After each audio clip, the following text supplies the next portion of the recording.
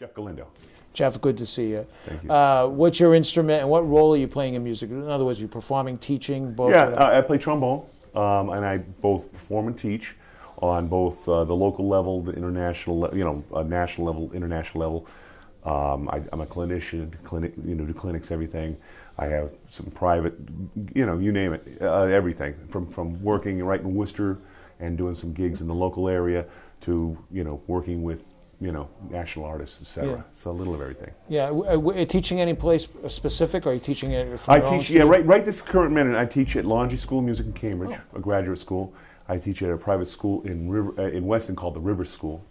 And I teach at a high school in Medfield with a great teacher named Doug Olson in Medfield High School. And I do jazz improvisation, and I also teach brass and trombone mostly, but a little of everything. Where are you from? Well, originally I'm from San Francisco, California. Yeah. And then I grew up in Spokane, Washington. And then I came out when I was 18 to come out to Boston. I've been out here ever since. Oh, okay. What brought you to Boston? Berkeley College. Oh, yeah. Yeah. So you play music for a long time before that, then? Huh? Yeah, and I knew what I wanted to do. I knew when Yeah. I was 15 what I wanted to do. So I just started doing it. Was that specific? Was it like, I want to play trombone? You want to hear the funny story? It's a great Yeah, story. go ahead.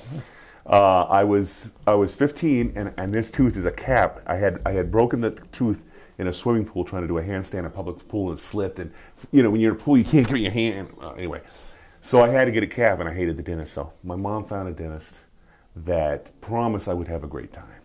So, and I'd be cool. So first I get there. My family wasn't, well, my direct family wasn't musical. They were, we had two records. We had Tom Jones, What's New Pussycat, and we had the Supremes, Stop in the Name of Love. Those are the only records I ever knew about music. But I started playing trombone at a young age because we went to the Salvation Army Church. So I started playing with their brass band, and I just got into it and then played in school. But up till 15, it wasn't serious. I was more of a sports guy, football, this kind of thing. And so I went to this dentist, and he goes, first of all, pick some music. And there was cassettes, and I didn't know music. I didn't know pop music. I didn't know anything. So there was Chuck Mangione, Feels So Good. I go, oh yeah, he's a flugelhorn player. I want to hear that. He put some speakers on me. And what I didn't realize is he gave me laughing gas. So I'm do. And I had I'm telling you the truth, I had an epiphany. I knew it from that moment. That's what I want to do the rest of my life, is improvise. Feels So Good. That was the name of the tune. It changed my life. And the funny part is, I went right to my band director, and he was a professional French hornist with the symphony in Spokane. He goes, here's a Jamie Aebersold, play-alongs, and here's another Chuck Mangione album, here's Steely Dan, Aja, and here's Bird, and I was on that path, so Wow. I knew what it was about. So music by, what would it be, by Laughing Gas? By laughing. Yeah, nowadays I go, man, I want to kill that dentist. No.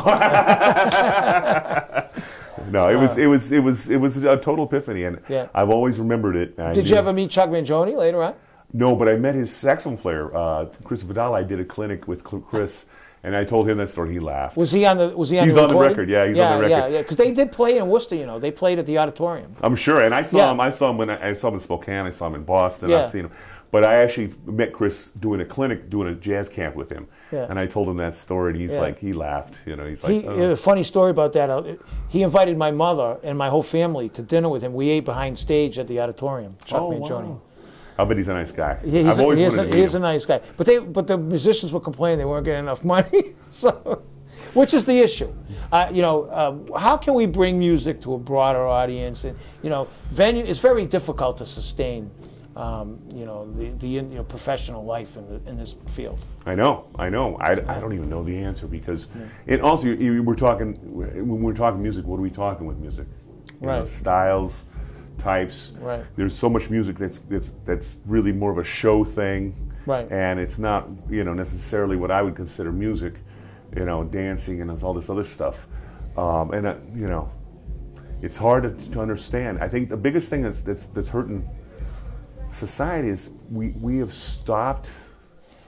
starting to stop listen to music. We watch music, and everything's videos, and everyone wants to see how they play, and it's this visual thing, and like even my students, even really good heavy students, generally they lose their interest if they don't see it within about 5 minutes. I remember I do this in classes all the time, put on something really heavy, Sonny Rollins or Train or Miles, and I'll just watch them. And they'll listen to it for about 3 minutes, and then they start noodling, and I'm like, are you kidding me? Yeah, yeah. Back in the day, and even now, the older, we can sit there and just listen to a side and not even talk and just listen, you know? And it's not that way anymore. They don't even understand how to do it. Yeah. So we got to train that, I think, because we're so visually motivated nowadays. Yeah. Yeah, it's good food for thought here. I mean, the jazz database in some way might be some help getting that word out. And this is another thing, is you know, because like when I was a kid, and I was way into it, as I told you, so I'd go out every weekend and go peruse every record store I could walk to and find records and come home with a pile of records whenever I could, with whatever money I could. And it would I have lists of records I wanted that would take me years sometimes to actually fulfill. And nowadays, kids can literally go online, go boom, boom, boom, there it is, boom, boom, and they don't. And even when they do, okay, listen to this record. I'll tell a student, okay, listen to this Miles record, you know, blah blah blah, or listen to this recording. Yeah, I heard it. Oh, well, who's the piano player? I don't know. Who's the drummer? I don't know.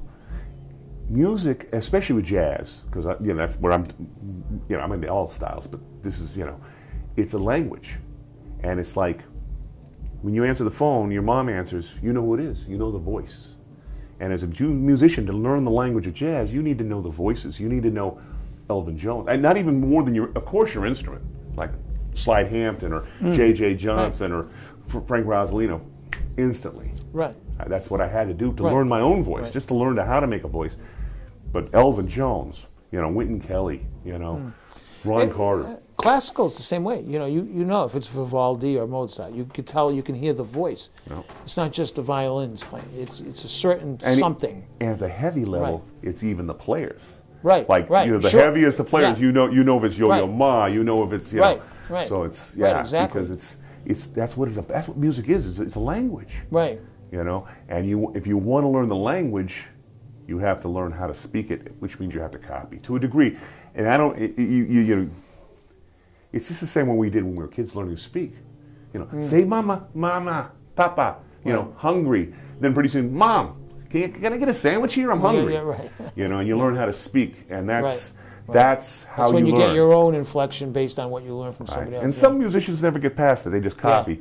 But the heavy ones, and they go into their own thing. And that's what we go for. Yeah. Do you think when you play now, do you think of influences that you, or are you just where you in your own space? At this point, I've finally gotten to my own space. It took a while, and there was times when I would definitely be influenced, at least in a way, like, oh, this is a Roswell Rudd thing, or this is a Gary Valente thing, or this is a JJ, or all the influence. Right. But now I can finally start to be on my own voice of who I am and know what I want.